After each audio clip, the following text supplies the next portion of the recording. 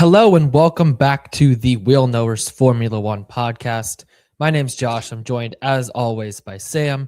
Sam, how are we doing? How did you enjoy our third race of the season, the Japanese Grand Prix this weekend? I'm doing all right. It was another wild ride. I think, honestly, it was an interesting race, but I think we're starting to see the tides turn even more against these new regulations. So I'm interested to talk more about that and kind of see where F1 can go from here. Yeah, I think it's more of talk about the weekend as a whole and kind of the state of F1 than the actual race and how everything turned out there. But in the race, Kimi Antonelli wins again, two wins in a row for Kimi. First at the Chinese Grand Prix, now in Japan. The new championship leader and the youngest championship leader in the history of Formula One at just 19 years old. Pretty crazy accomplishment for Kimi. I know it's only 3 races in, so he has a little bit of he's got an advantage with the numbers game going on, but it's still very impressive for Kimi to be leading the championship here after 3 races and to set that new mark as the youngest championship leader ever. Yeah, it's exciting. I mean, first of all, it's exciting that we have a battle at Mercedes. We'll get into more how real we think it is, how much of a chance Kimi has in this championship. But it's just exciting that, if we're going to have one team dominating, at least have both drivers in the hunt. That's something we missed often in the Verstappen years. We got it last year with McLaren, and now it looks like we're going to get it with Mercedes this year, which is, not something we were certain of at the start of the year. So that's always exciting. And then Kimi, of course, just seeing a guy that young, 19 years old, leading the F1 championship. Now he's a multi-time race winner. I mean, that's an awesome start to a career. And, I know this one, he kind of had some luck go his way, but we've clearly seen the skill. We saw it, in qualifying this week. We saw it, even throughout the race this week, even after a poor start.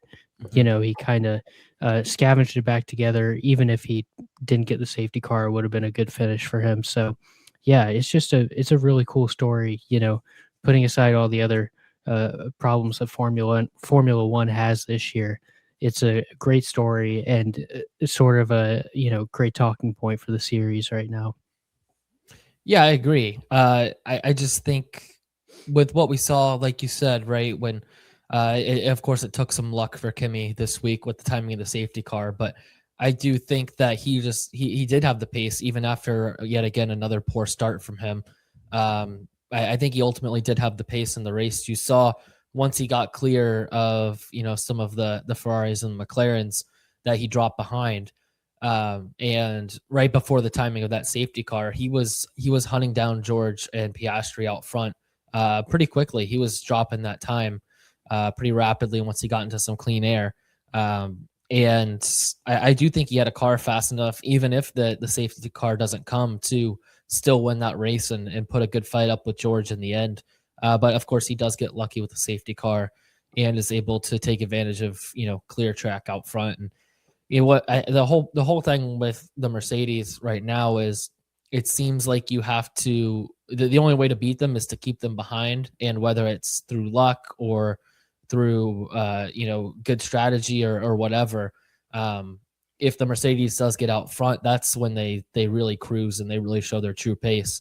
The clean air seems to favor that Mercedes really well, and we saw that again this week. It seems like every time they have these bad starts every race, but once they do clear, whether that is through strategy or something else, they're able to kind of or just on track passes, they're able to run away with it. And that was no different this week for Kimi, but I do think he had the pace regardless. I think he had just as much pace as George, just got a much worse start there. And obviously he had the pace, he won pole. So it's very good to see that he is, matching George pace for pace and, beating him 2 out of 3 times so far this year, because like you said, I don't think that we were necessarily guaranteed that championship fight.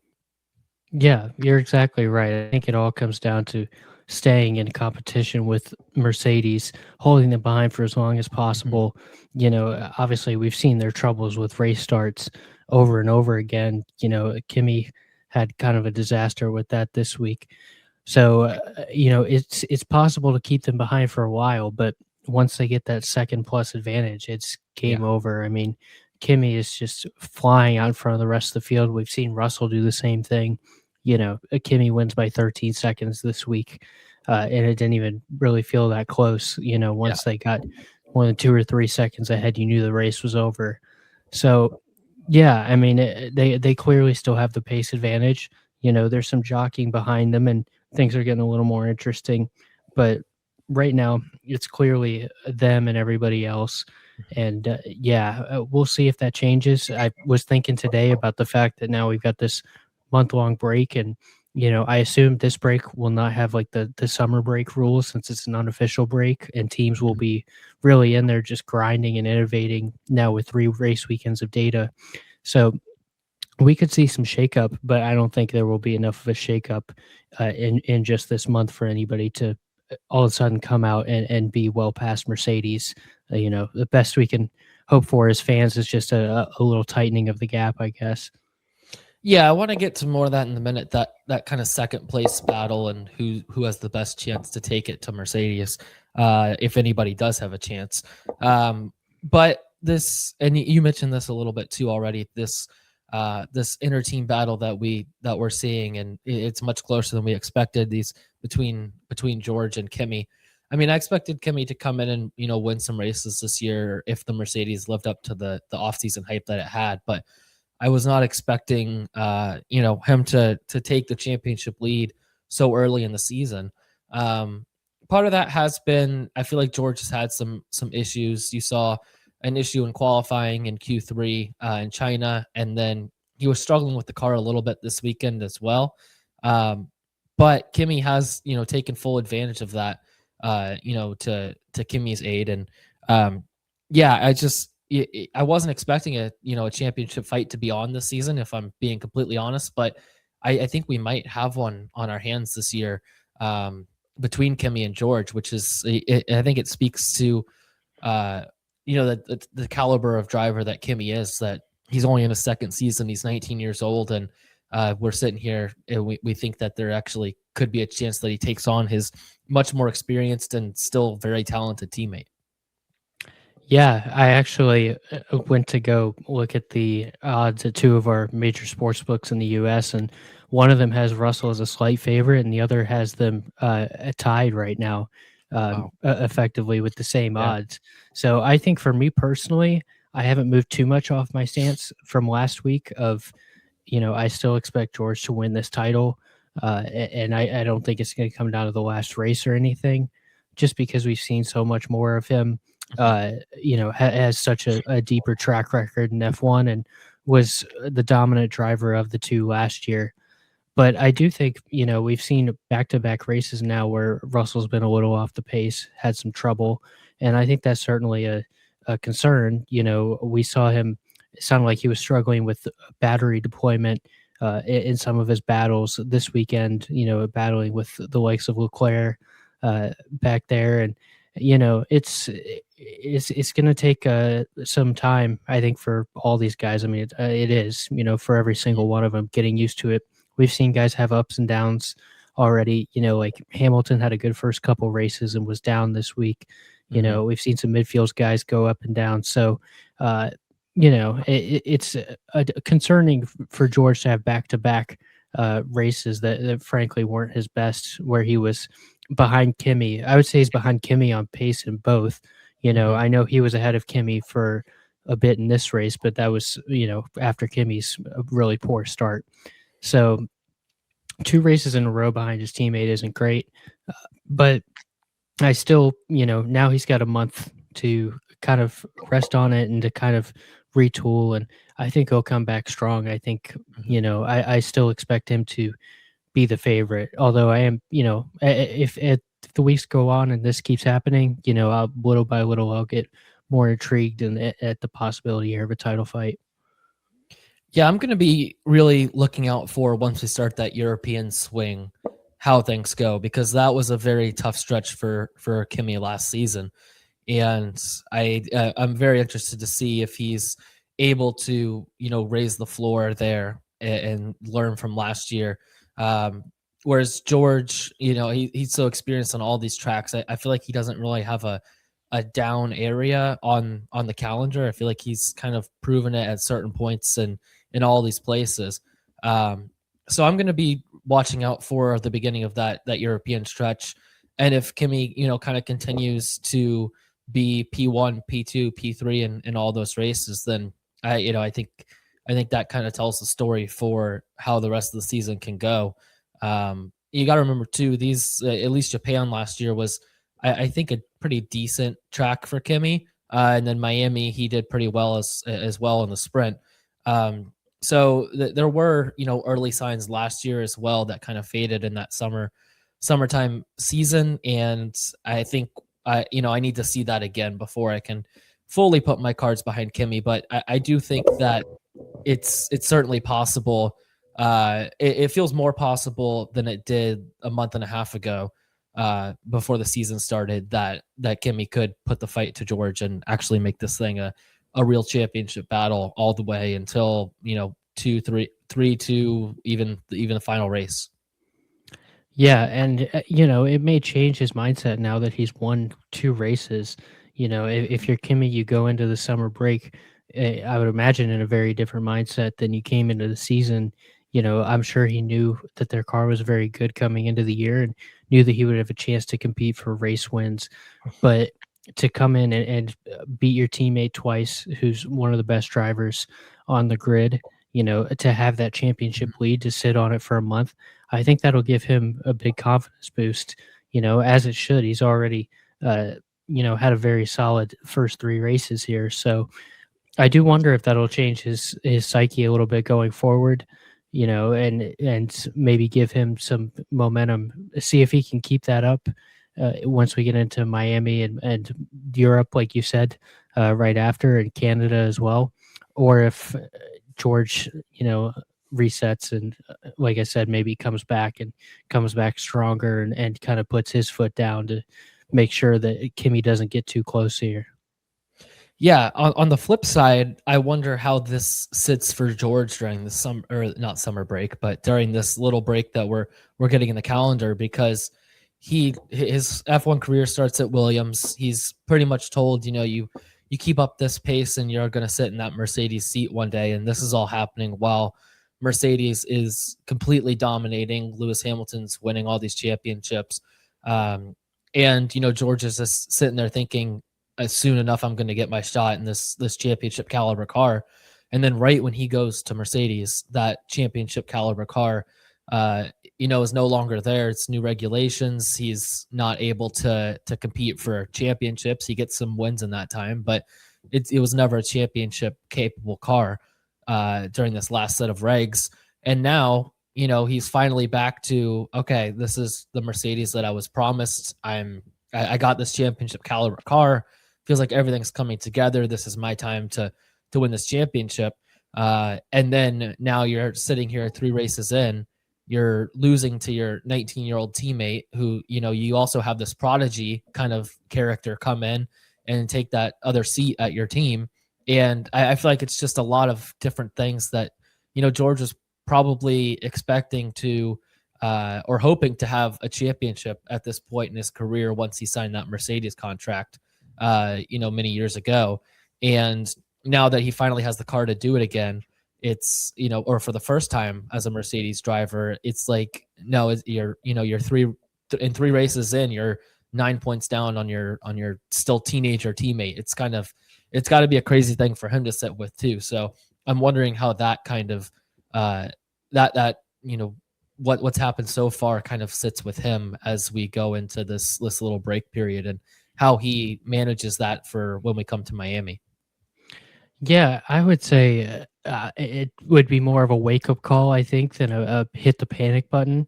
Mhm. I'm sure it's gonna kind of make him.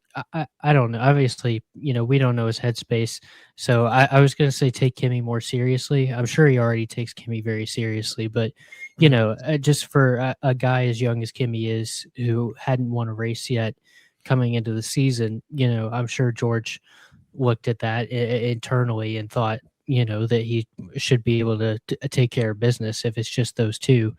But now that he's won 2 out of 3, maybe he sits back and goes, "Okay, I need to take it to that extra level. I can't coast on this great car, and be satisfied with that. I got to push forward and find that extra, go from 100% to 110% kind of thing." So, that's kind of where I think George sits right now. I wouldn't be panicking if I were him. I'd be frustrated because those are missed chances, and you never know how a season can go. Last year, we thought Max was way out of the title fight, and then he almost won it. Like Mhm. it's, there's still plenty of time for development. Crazy things could happen, and we could look back at those as missed opportunities these last 2 weekends. But at the end of the day, you're only 3 races in. At the moment, the car is a rocket ship compared to everyone else. You should be 1-2 in qualifying pretty much every week, or 1-3 at the worst, and then, be able to have the best pace on track during the race.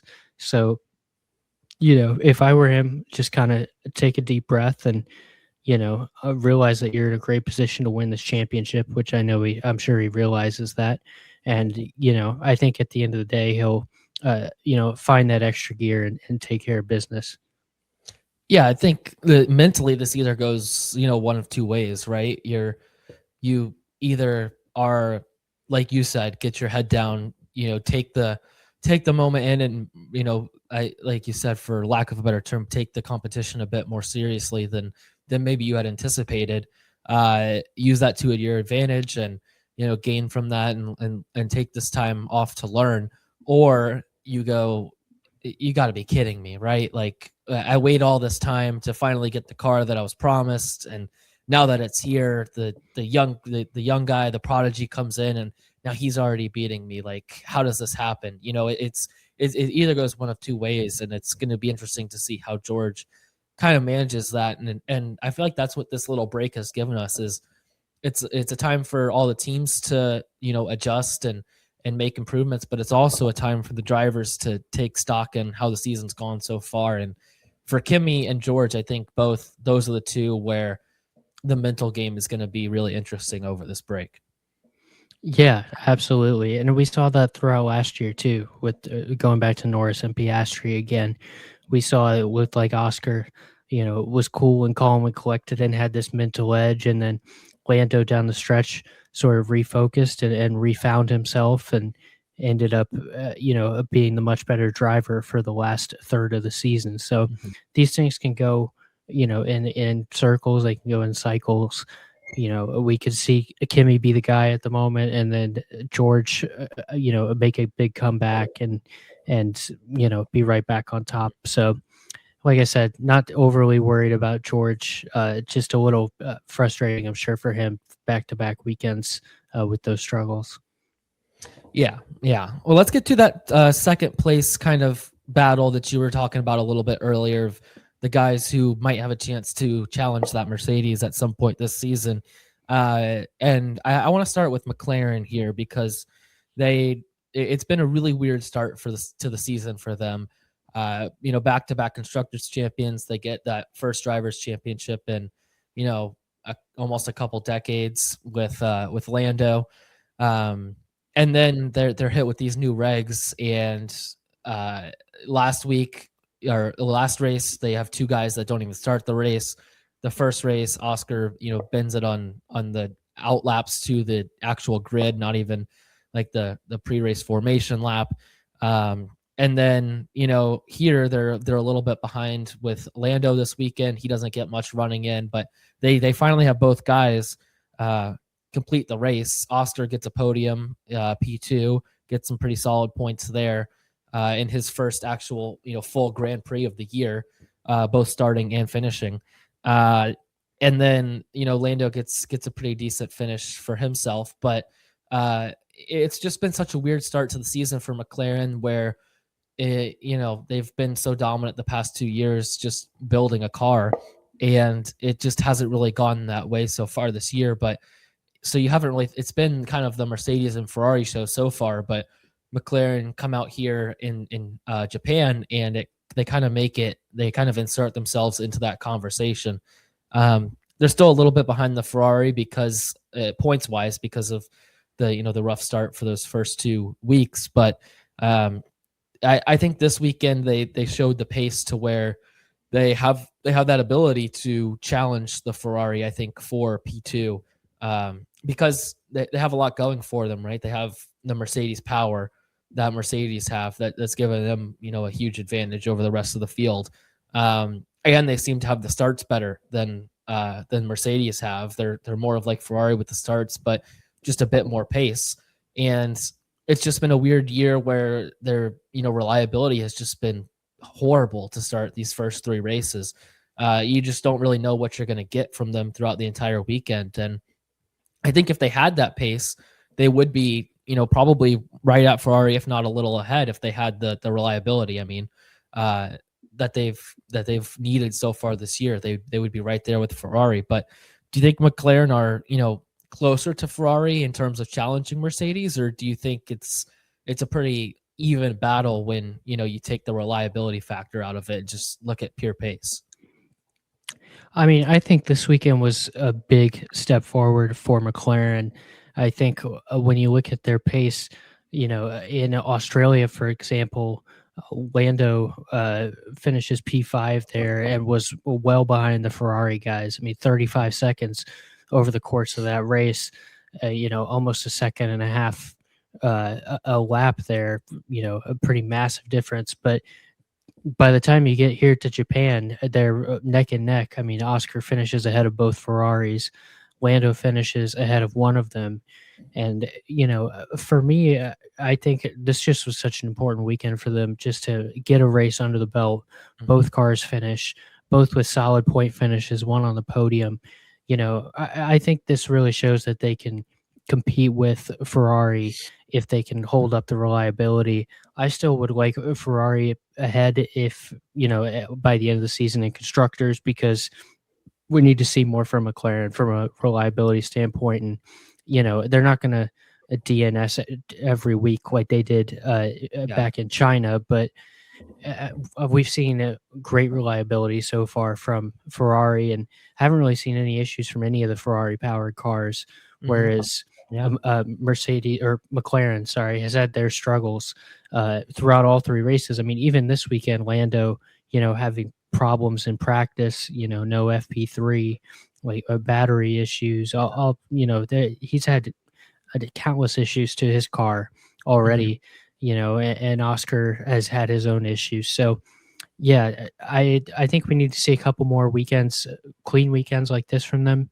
Even this wasn't really a clean weekend, for the entirety, but just to see a few more weekends like this where we see both cars solidly in the points and finishing the races, I think then we can, look at the long-term potential of them against Ferrari in the season. But right now they're already 44 points behind, and I'm sure the reliability will improve, but I think Ferrari is doing enough at the moment. They've still got the very good race starts. They're competitive on pace. They can hold up that Mercedes for about half the race, and they can, go back and forth with McLaren. So, yeah, I think this is a great weekend for McLaren. I just need to see a little more from them to really say that they're going to, overtake Ferrari for P2. Yeah, I agree. Right now, I think I would still lean Ferrari P2 for a lot of the reasons you mentioned. But you look at the McLaren and it's like, well, maybe they do have, more of an upward, like a higher ceiling, more upward mobility with their car for the entirety of 2026 by the time we get to Abu Dhabi, because they do have that Mercedes, engine. And once they figure it out and they figure out that power unit, I think that, and the reliability, obviously, but once they figure that out, I think that they have, much higher ability to kind of contend and compete with the Mercedes, because they have that advantage in their back pocket, whereas Ferrari don't. But we just haven't seen, any signs of the reliability getting better. I know it's only been 3 races, but like you said, I mean, yeah, it's better this weekend than it was last weekend, and that both the cars actually got to run the race. But like you said, Lando lost out a lot of time this weekend just in the practice sessions. And, it wasn't like a perfect weekend for Oscar either. In the race, it all worked out for them, a P2 and P5 finish, pretty respectable result.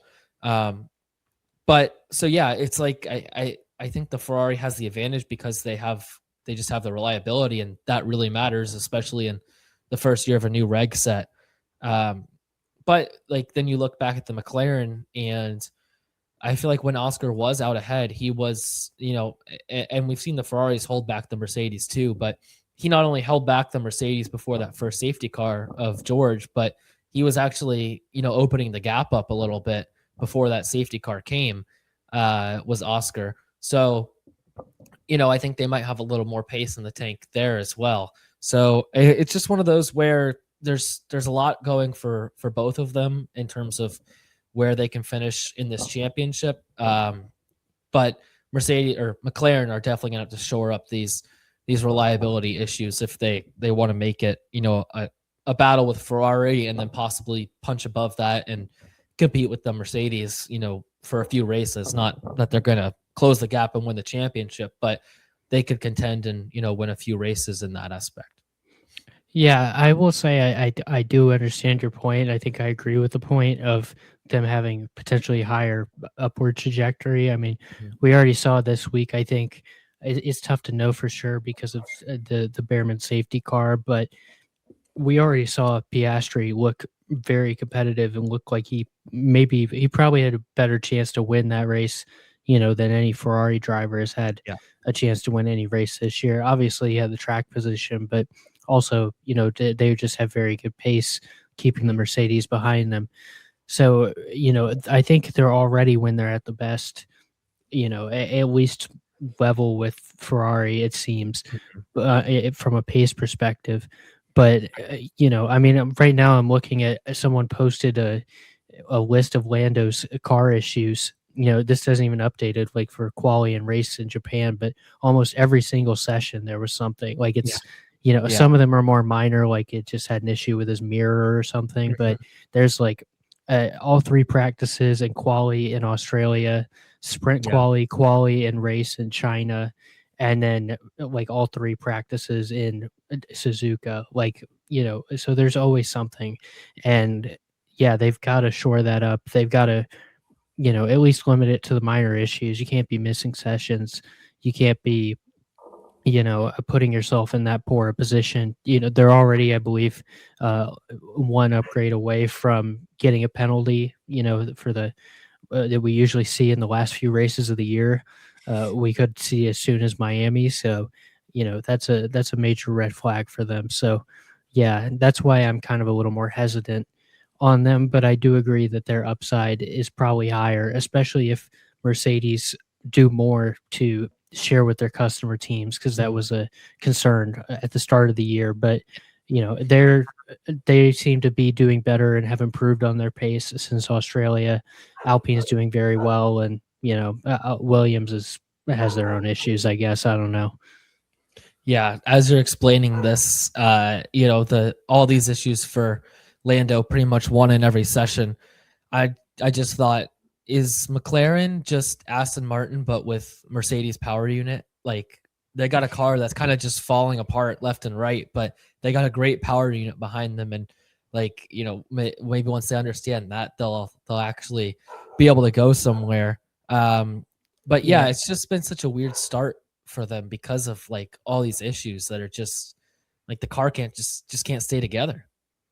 Yeah, I was gonna make a joke about how they're not Aston Martin because they can finish the races, but our boy Alonso pulled in a P18, finished the race, finished ahead of Albon. I mean, Albon was off on side missions doing extra pit stops or whatever, but he finished ahead of drivers from two other teams, Bottas and Albon. So, a little Aston Martin progress. Yeah, also or last week McLaren couldn't even start the race, so at least Aston Martin was able to do that. Yeah. But yeah, it's just like these new regs, it's just been such a crazy year. You get some races where it's like some of these teams just look like complete dog water, and then other races they look like they're fine. It's been Yeah. yeah. Well, I mean, everybody did start this week, so that was Yeah, that was something. huge. I think I guess I was watching the F1 TV stream, but they were saying that, oh wow, 22 cars actually made it to the grid, for the Yeah, first time, and like, well, obviously for obvious reasons, but like the first time in over a decade, yeah, 22 cars have made it to the grid. yeah. Yeah, so that's progress, I guess. Yeah, they all started, so that's somewhere to go.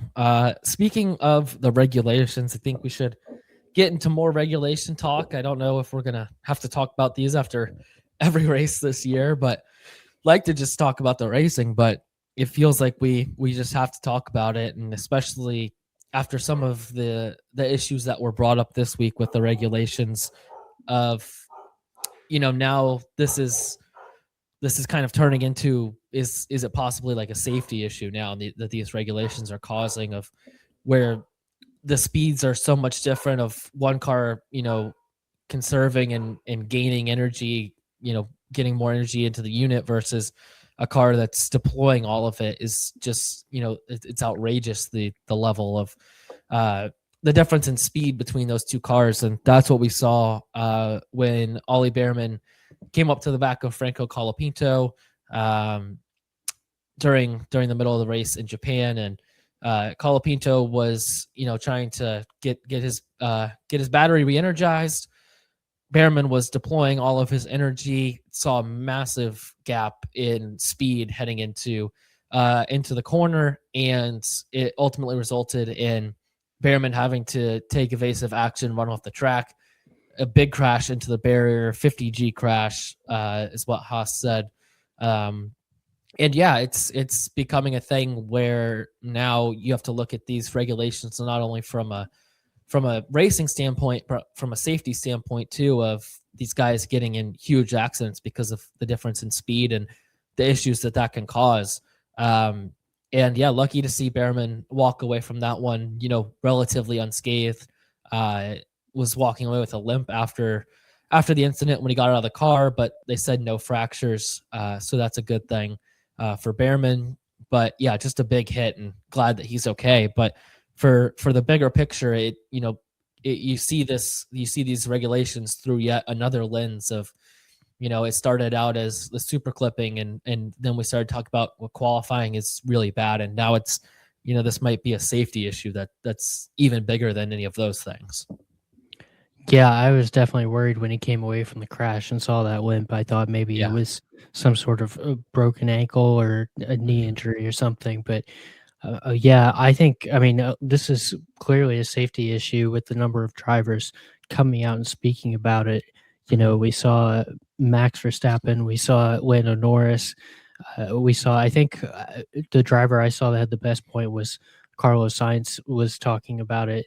And he basically said, well, here's this quote. He said, "We were lucky there was an escape road. Now imagine going to Baku or Singapore or Vegas and having this Yeah. kind of closing speed and crashes next to the walls." To add another track to that, I saw a lot of people talking about Jeddah, and for numerous reasons. It's probably a good thing that Formula One's not going there this Yeah. year. But man, that's the kind of track you're driving blind essentially half the time because of how quickly those corners come up and how fast the Mhm. track is.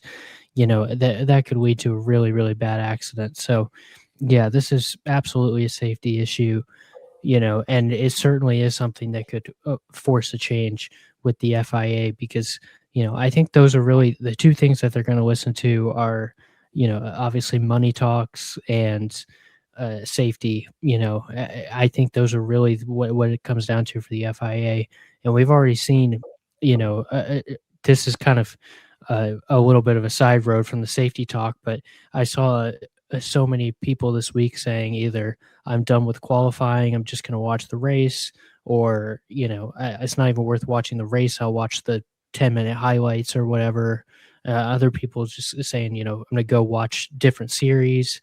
You've got other series taking shots at them, Mhm. GT series and whatnot. Even I saw Pato Award commenting under F1's posts, making fun of them, essentially. And it's just it's in a rough spot right now, and I think those are the two things that are going to really force a change. Like I said, I think this weekend was kind of a turning point between some frustrations, continued frustrations with qualifying, a little bit of racing too, but especially now after this incident and now having a month off. I think that's got to force some sort of change, even if it's just minor changes for the moment. I don't expect a total, regulation overhaul after the teams have put this much into cars, and that's just not really possible. But I think there has to be some changes made as soon as possible. Even Miami, there's a pretty tight track.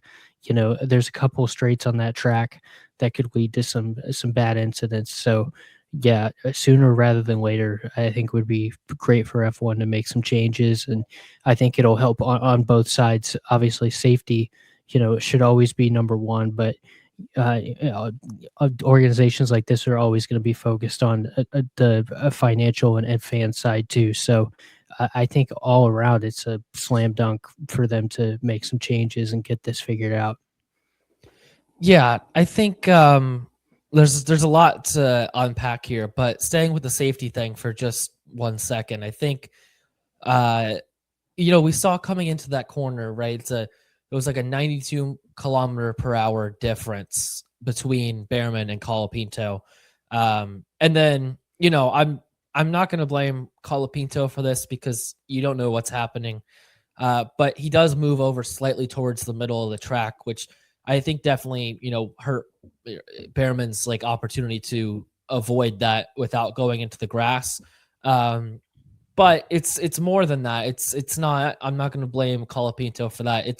It's bigger than that because you shouldn't have that high a difference in speed, anyways, coming into a corner between two drivers when there's not some outside issue going on of a guy's got a flat or he's dealing with an engine issue or something. This is just because this is what the racing is requiring right now. Is why the difference of speed is the way that it is coming into the corner. That's what I was going to say. Not to interrupt you, but when I first saw it, I assumed Colapinto had some sort of issue, like the car was dying out on him, or he had a flat or something like that, because it was that big of a speed difference. Yeah.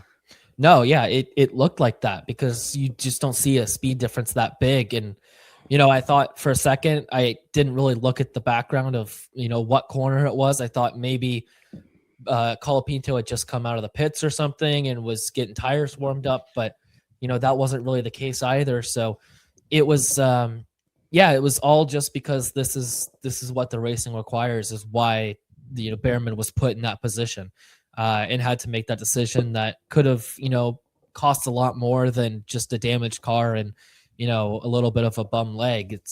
It could have been much worse than that.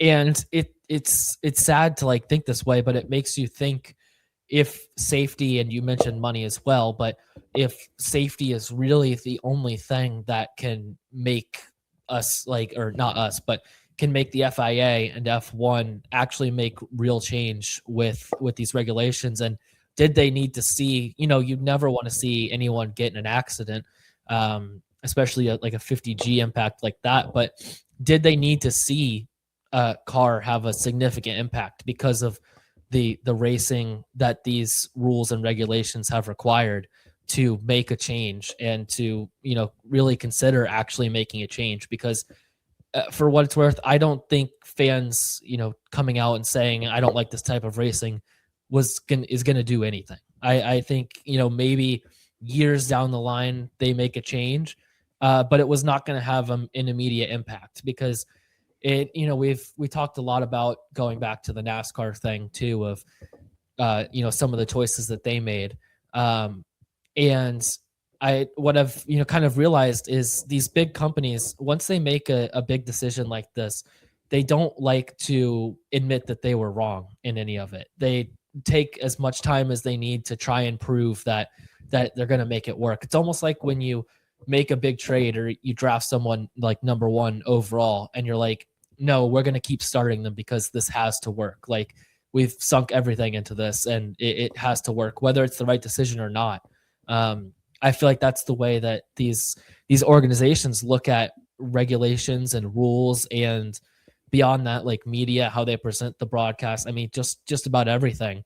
And I don't think that fans, speaking out was going to make an immediate impact. I think they were going to rest on the fact that no, we've put hundreds of millions of dollars into this, and we're going to ride it out because we think eventually it'll be worth it, or they just don't want to admit that they made a mistake. But so that's why I think that even above that, safety is the only thing that could make them, make a change, because but beyond bad racing, they don't want to see somebody get significantly injured on the track because of regulations that they've made. That's the beyond like the human element of somebody getting hurt. That's like the worst image that you could have as an organization, like especially a racing organization.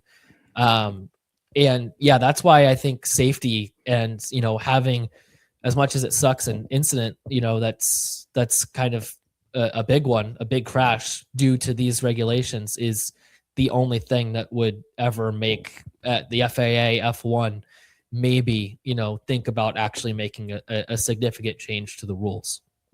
No, you're absolutely right. I mean, that's well, F1's gotten so much better, over the decades with safety. It used to be drivers died all the time. That was almost Yeah. part of the sport.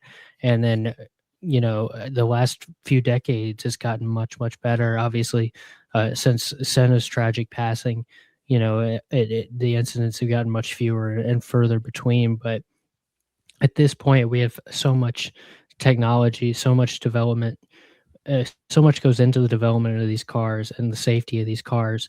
There's really no excuse for that level of harm in the sport at this point.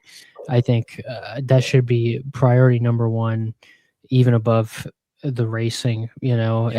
and keeping these guys safe, these 22 guys. So yeah, I think you're right. That's the worst thing that can happen to the sport for a number of reasons, and I think it is the kind of thing that will get the FIA to listen. They may not act as fast or with as much power as people want. They might not Mm. give such a sweeping change as people want or expect, but even just some incremental change, it could make a massive difference. So that's what I'm hoping for here in this next month. Well, that's the other thing that we get to with this, right? Is what can they actually change? What can they change mid-season to actually make the racing better, and B, improve this safety aspect that we've kind of, I know the drivers have talked about for a little bit, but that we've kind of, the general consensus of fans have just discovered and realized at this most recent race. Because I don't think there's been so much money from all the teams sunk into developing these engines, or from the engine manufacturers. Not all the teams make their own engines, but from the engine manufacturers, of developing this new engine. There's been so much from money invested from the FIA, from F1, into all of this, that it's really hard to, 3 races in, make them all say, hey, we have to do something radically different. And I don't even know if that's like feasible, creating or bringing in a new engine that they could bring in mid-season. Like there's going to be some element of this at least that continues all the way through the year, and probably at least into next year, because these F1 engines are so intricate that it takes years to develop them and create them to at their maximum ability. That it really just leaves them with, really make big changes to this engine or I don't even know if they can make big changes to this engine because of the way it was designed, or and this is something that I know is not actually like feasible, but the only thing that I can think of is bring back last year's engines, like or something like that, if that's the quickest way to get out of this cycle.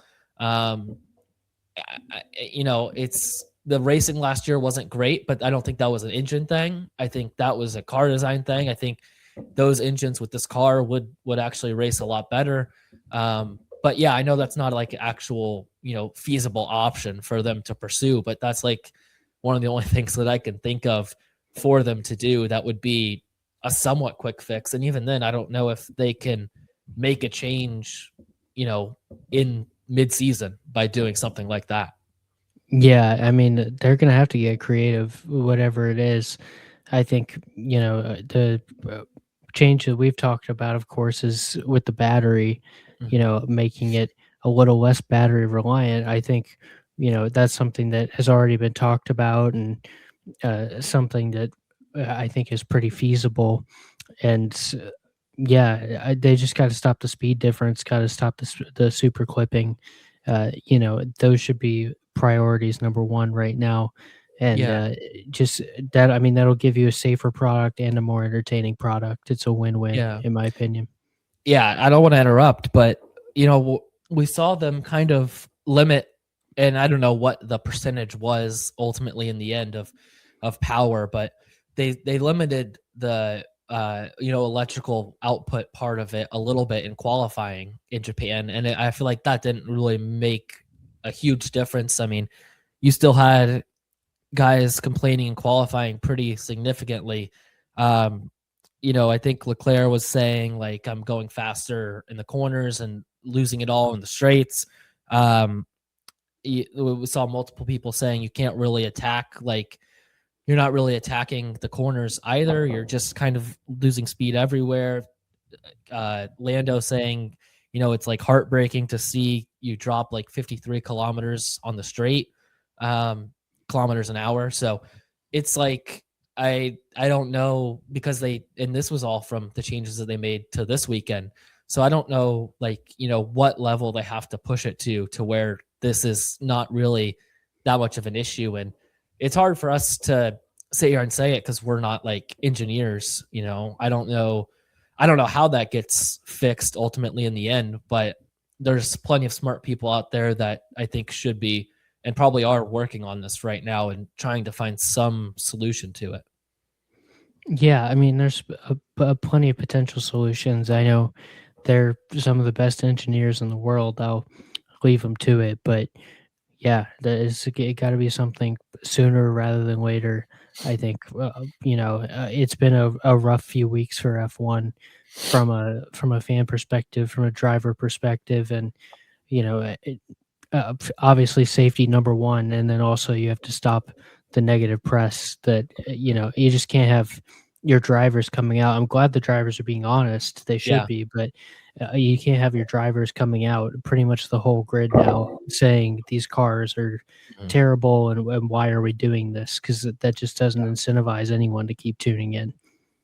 Yeah. And I think the biggest thing, and I guess we can get into it now because we're going to talk about that, but is I think one of the biggest, outcomes of this that could hurt F1 is the whole Max Verstappen situation that we're in right now.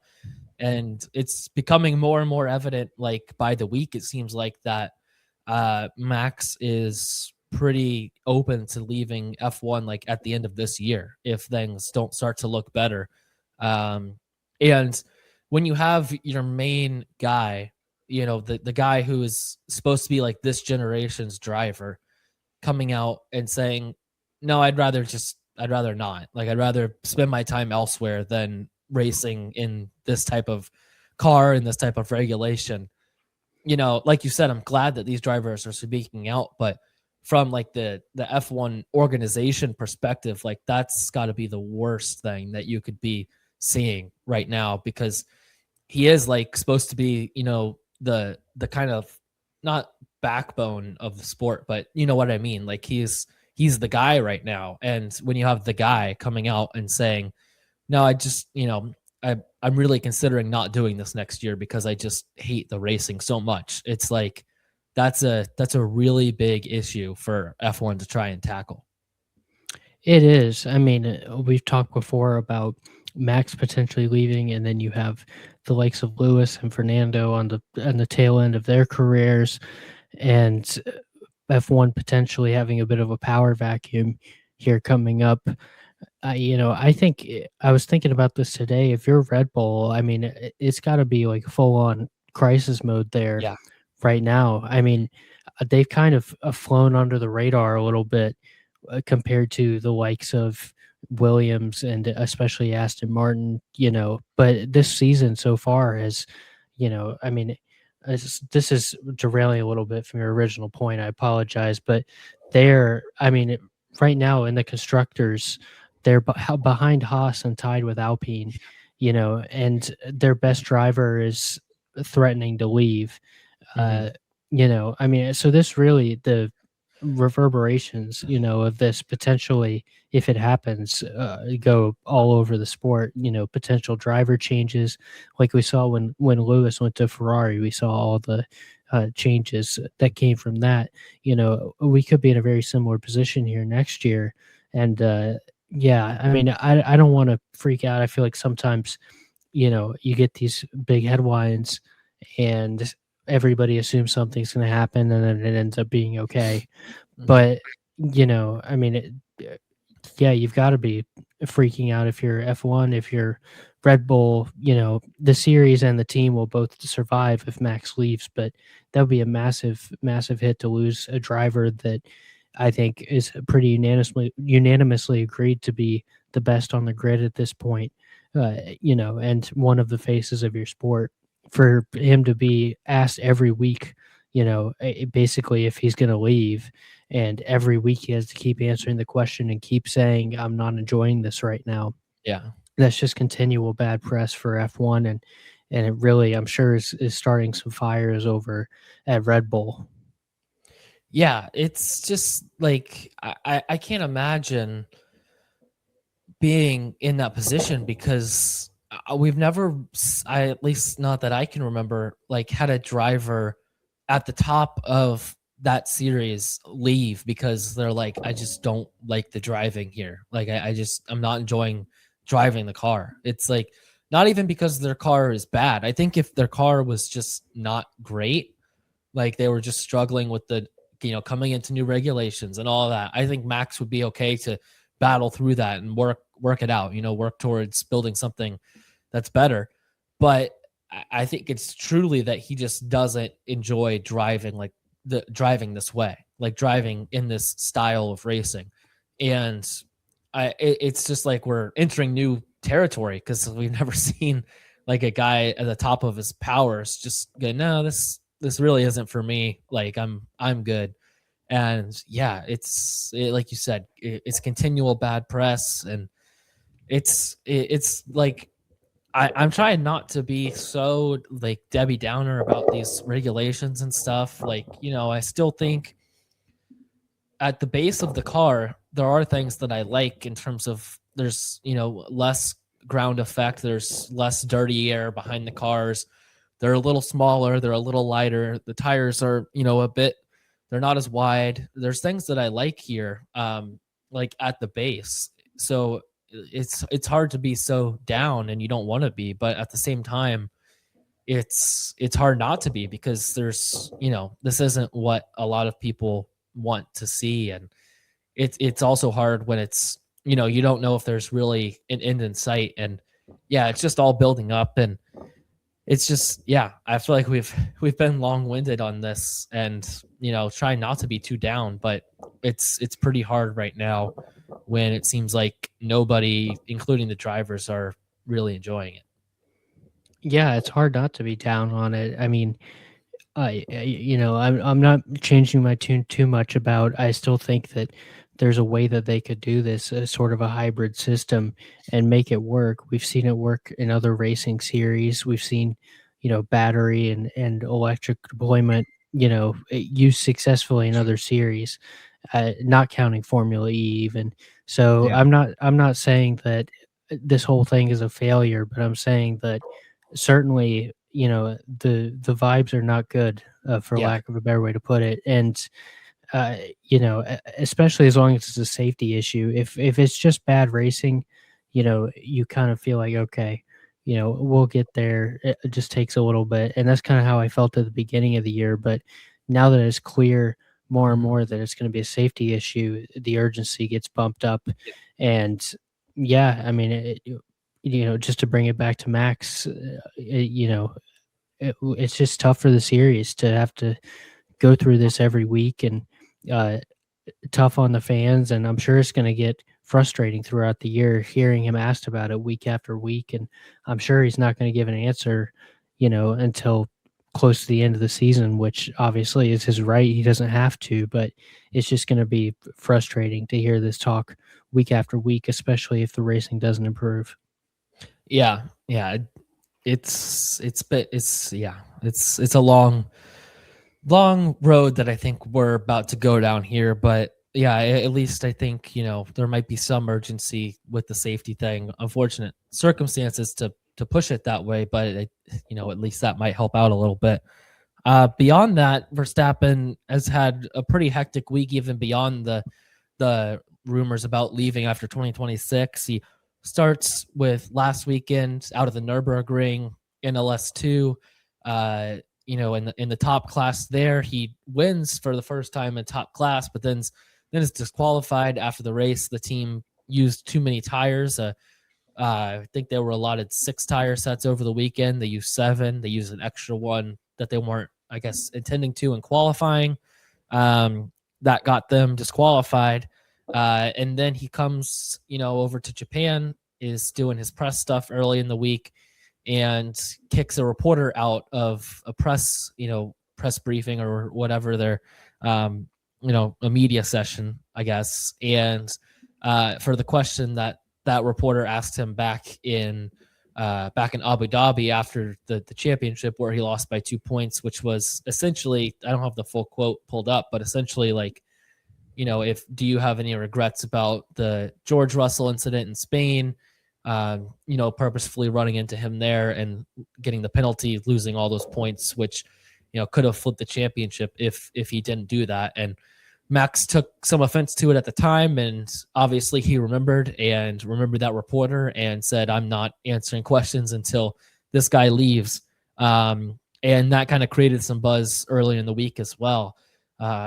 What were your thoughts on that? Because that was just like a crazy thing, just kind of reading all the back info on that and trying to catch up with like, why is Max so upset with this guy? And then, what are your thoughts about Max actually, making the move to say, "I'm not talking to you"? Yeah, I thought the whole situation was kind of bizarre. I mean, from what I've seen, I don't know either guy personally, obviously, but I just don't really see a reason for Max to be that hostile with this reporter. He's asking a question that I think makes a lot of sense. And I know that Max said that he was laughing when he asked it or something, like he was laughing at Max. But, from what I've read and what I've seen, it seems like a bit of an exaggeration. So I don't know if Max is just still frustrated by the question or something. It feels like it's something he's answered before and doesn't need to, I don't know. I mean, obviously he wasn't asked the same question again. It's kind of a really bizarre situation to hold that much of a grudge over the course of a few months here. And, I'm sure these guys get tired of getting asked the same questions every week. There's a lot of weeks where they probably don't want to do media, but that seemed like a fair question, and just don't really understand why Max would react that way.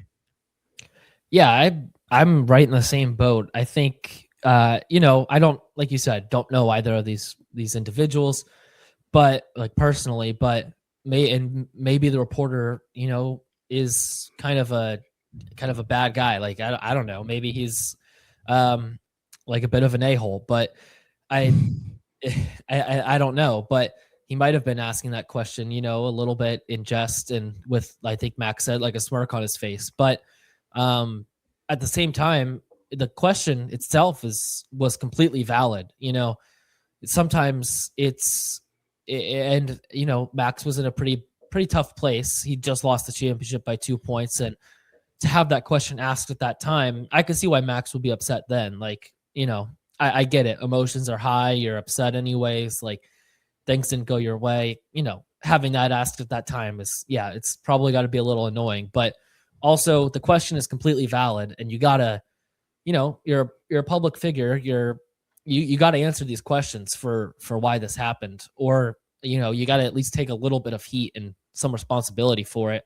Um, and yeah, so I could see him being a little upset at the time, but to have this like grudge that lasted months and to essentially pick him out of a crowd and be like, yeah, I'm not talking to anyone until this guy's gone, I think is a bit over the top from Max. And I feel like you know, Max is one of those guys where it's weird. It's like some weeks you're like, man, this guy is like, I don't like him, but it's like, oh, he's like frustrating. And then some weeks you're like, I love this guy. Like he's the best.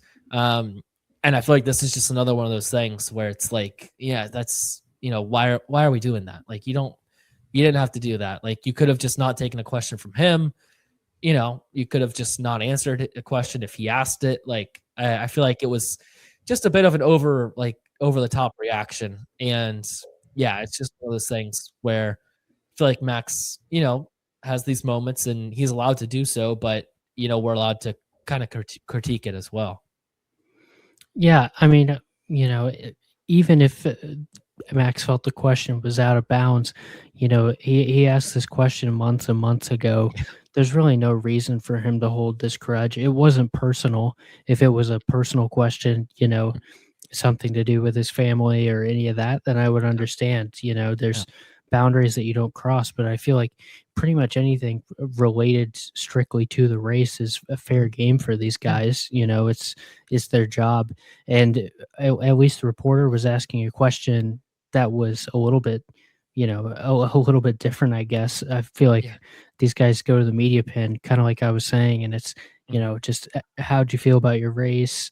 Maybe you get asked about one specific thing that happened, but it's kind of the same questions over and over again. So I feel like from at least from what I've read and what I've seen, the journalist asked a question that was kind of just meant to be a little, get a little retrospective on what happened and kind of how it may have affected the season. And I just don't see a reason why Max reacted the way that he did, but I guess we're not in his head. We don't know for sure. Yeah.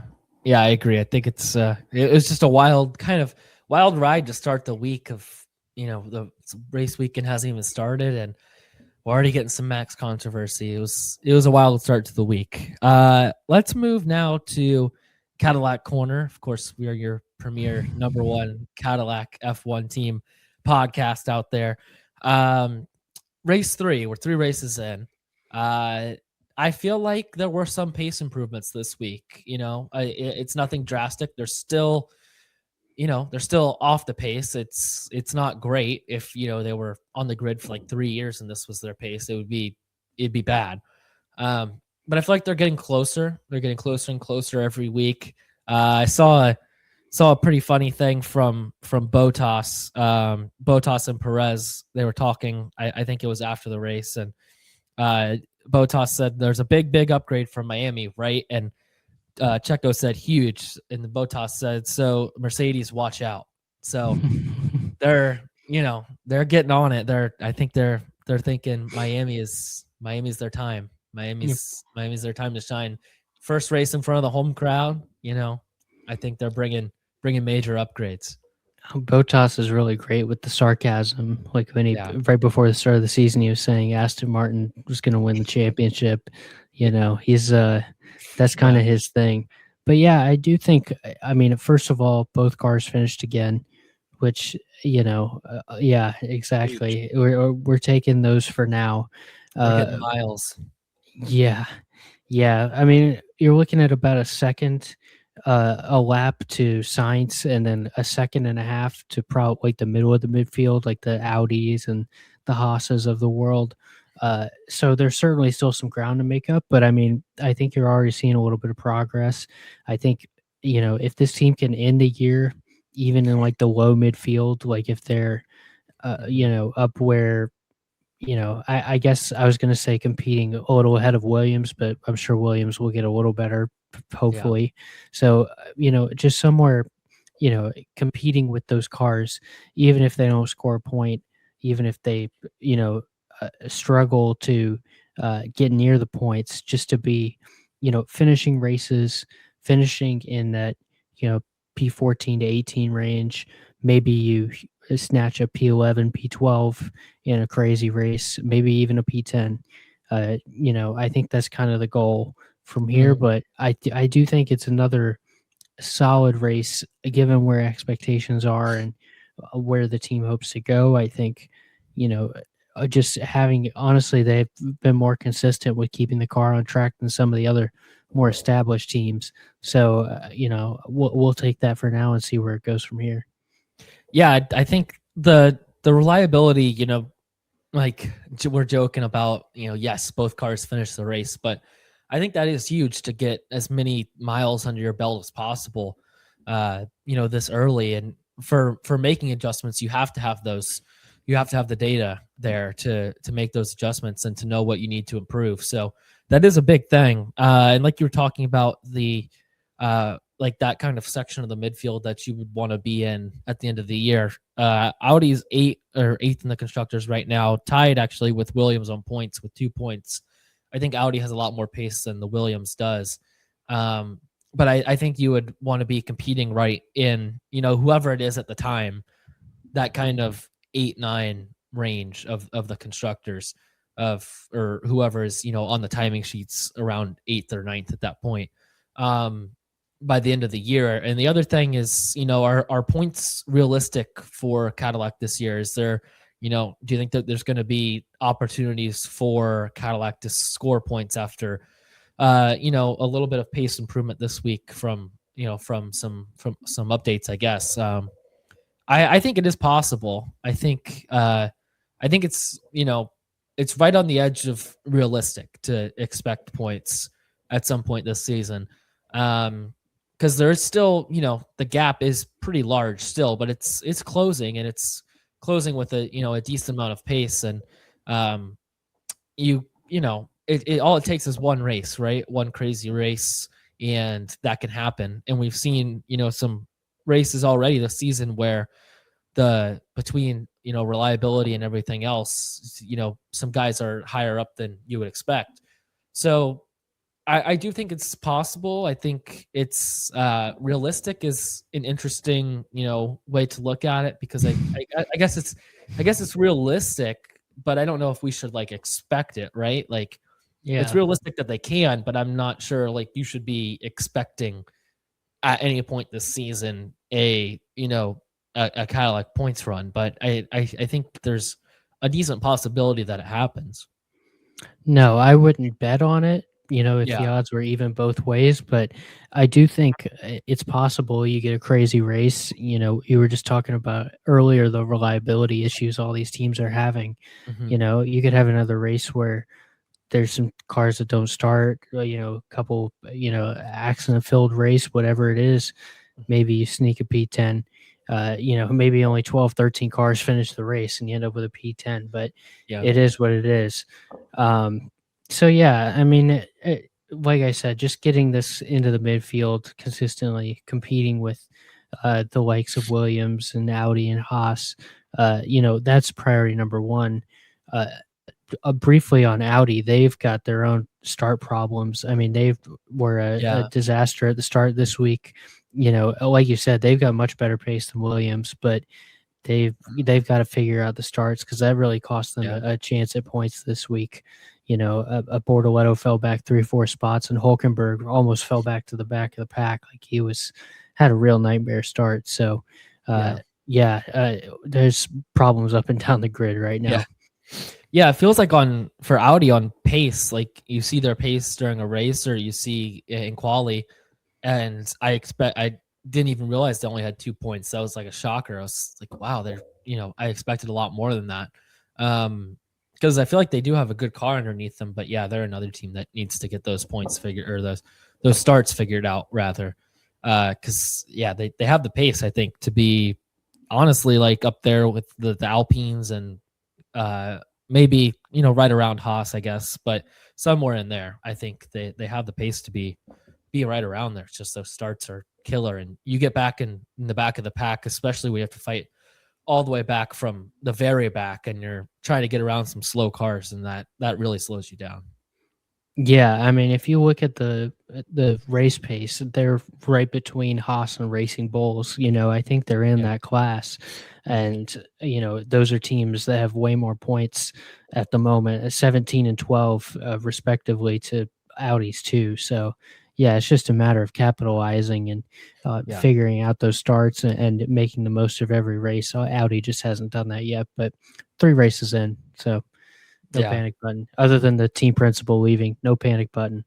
Yeah. Other than that, yeah. This we forgot to talk about that. That's yeah, the whole Newey getting, I guess I don't he didn't get fired, but he didn't keep his position. I don't it's such a crazy whatever's happening at Aston I Martin is I don't because I don't even now really think it was a demotion. I think it was just yeah, Newey was like interim, like doing crisis management, yeah. and now they're finally letting him, focus on the disaster of a car that they've got going.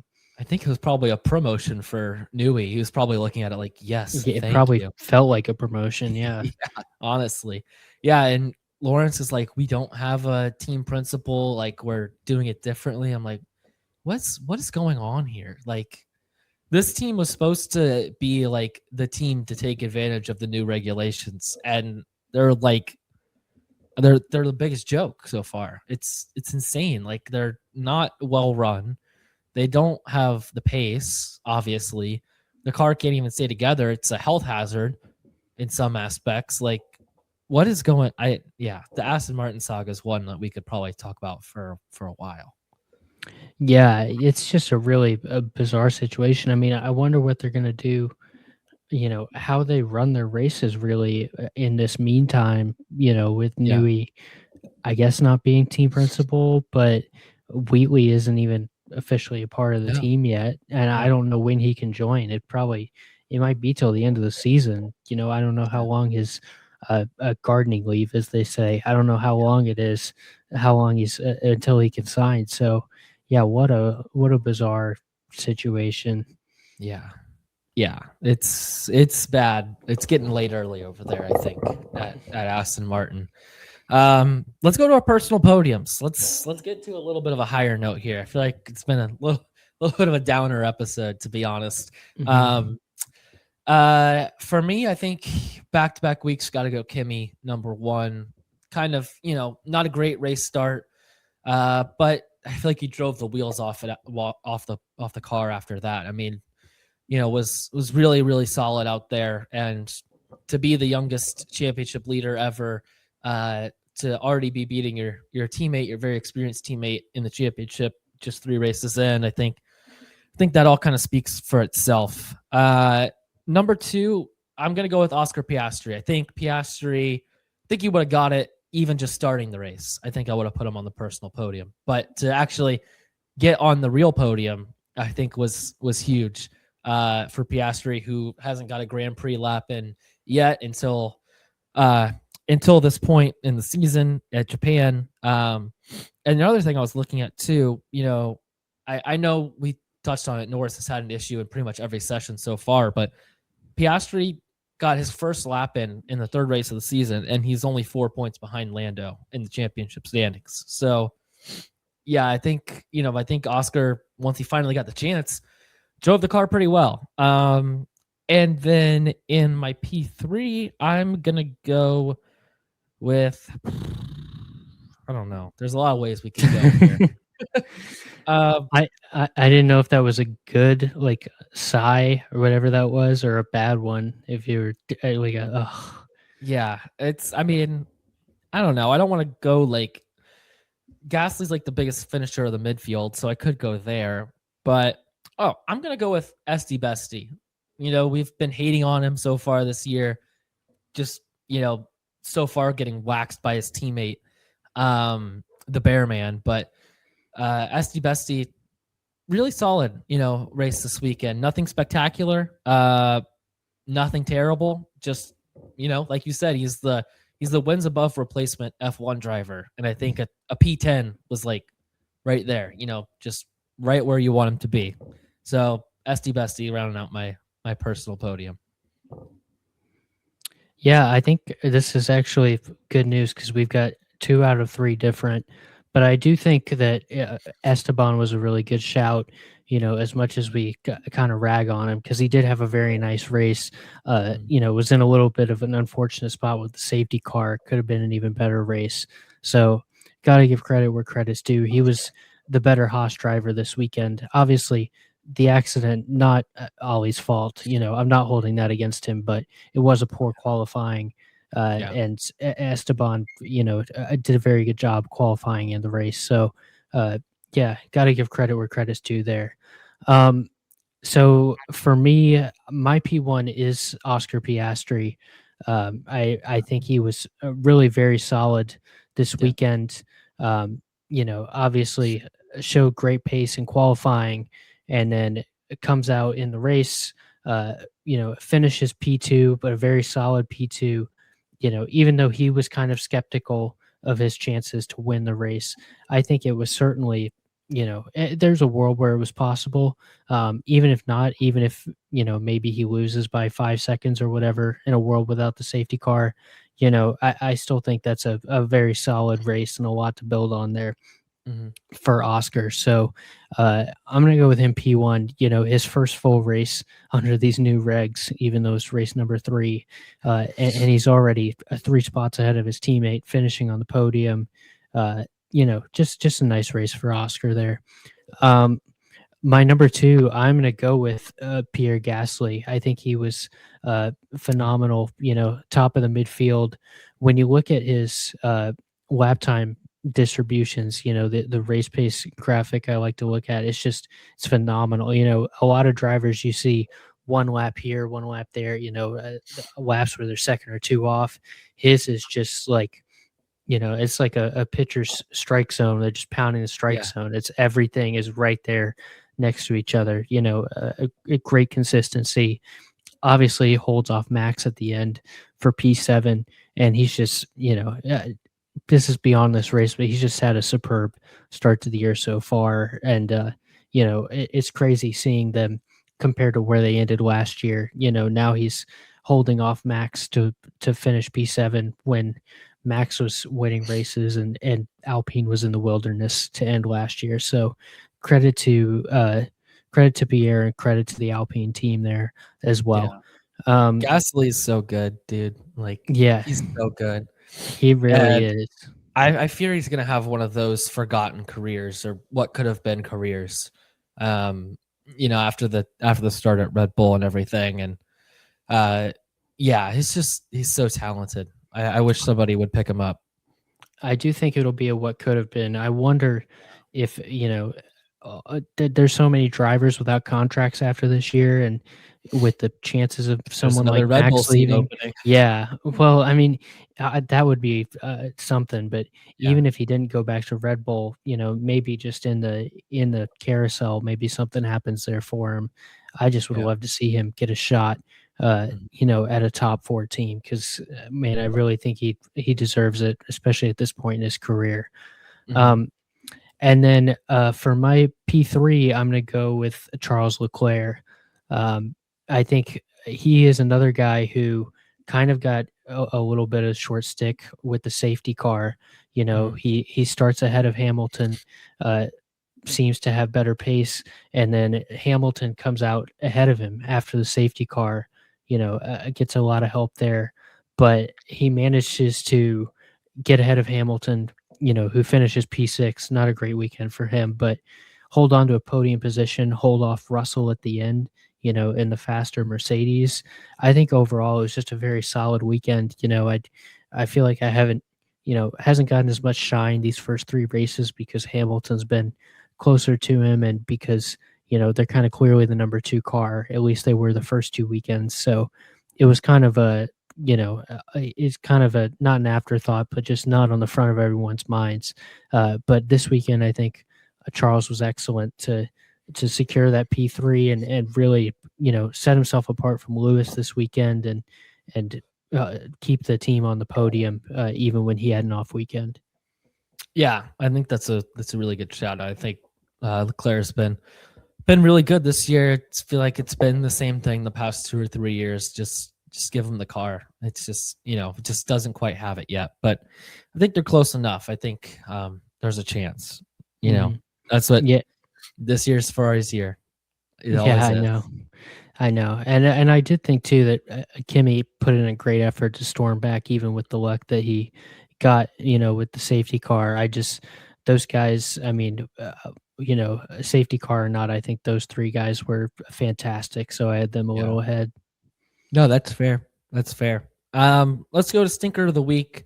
I think the easy answer is the regs. We're not going to do that.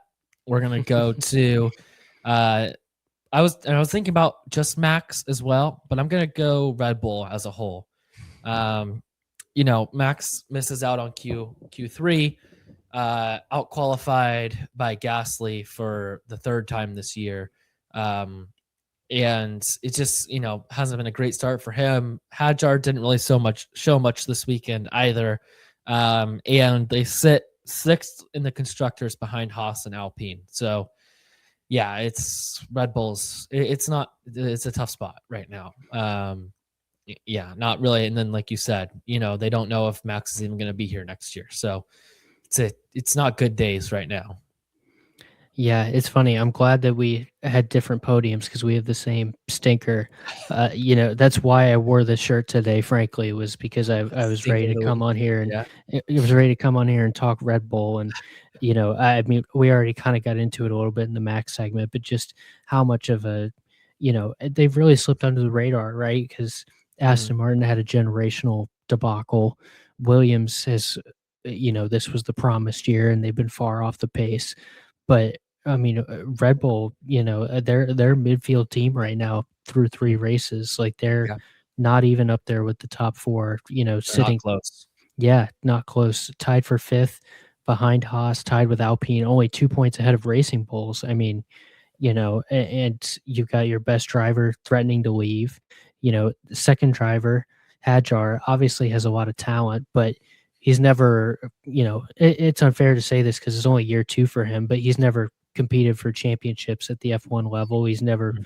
won a race at the F1 level. So if you're looking at it from beyond this season, where does this team go from here if Max leaves and the car doesn't make big improvements? They've got their own engine. They don't have the benefit of a Mercedes unit like McLaren does, or they don't have a unit as good as Ferrari seemingly at this point. So where do you go from here? How do you pick up the pieces if Max leaves and the car doesn't get any better? How can you make sure that Red Bull doesn't become just sort of a midfield team in this reg set? I know that sounds crazy Yeah. after the last reg set where they won everything for a few years, but I mean, really, they're not in danger of, anything too crazy because they've got, a big financial backing.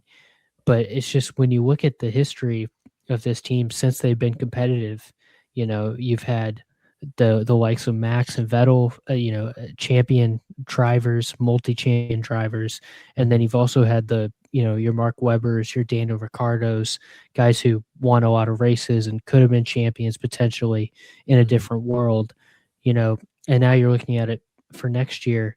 If you can't hold on to Max, you could be in some real deep trouble. Yeah. So, yeah, that's why I had Red Bull. Obviously this weekend was not great, but just sort of to spark a wider conversation about how Red Bull's kind of sliding under the radar right now. I know there are thousands of F1 shows out there, so I'm not Mhm. saying we're the only people talking about this, but uh, yeah, they're kind of sliding under the radar, and it's not great right there right now. So yeah, we'll see where they go from here and see if they can improve with this break. Yeah, when I was, just watching the race and looking at the scoring table, and you just see Max down there in eighth, and you're like, there's not even a threat right now. Like Hmm.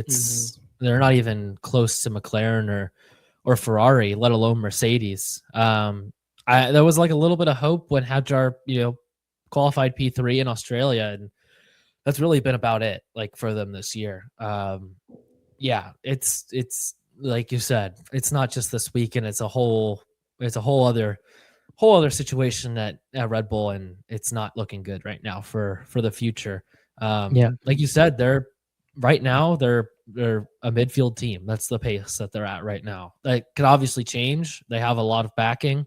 There's a lot of room for them to grow, and they're still early in these regs. But I mean, you saw McLaren were not very good at the beginning of the last regs, and look at where they ended up. So it's not like it's impossible, but it's not good at the moment. Yeah. I mean, hopefully there's nowhere to go but up.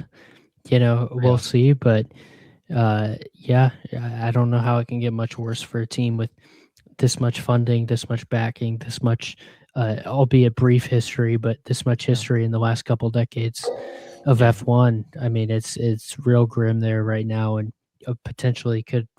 I mean, from a car perspective, it feels like it can't get much worse. But if Max leaves, then the team perspective, it can get much worse. Yeah. Well, that's everything for this week and the Japanese Grand Prix. We'll be back, in a little over a month for Miami. Maybe we'll do a little something in between there.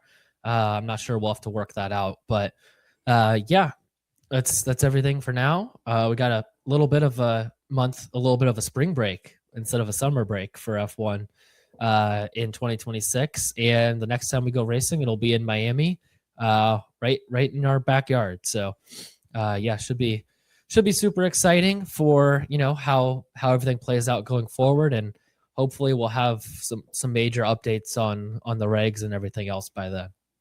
Yeah, hopefully, whether it's before or after Miami, hopefully the next pod will be a little less depressing.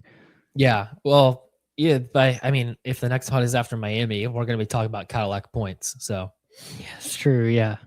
So real quick, we got to make a case right now. We got to make a pick. Will Cadillac score points this year?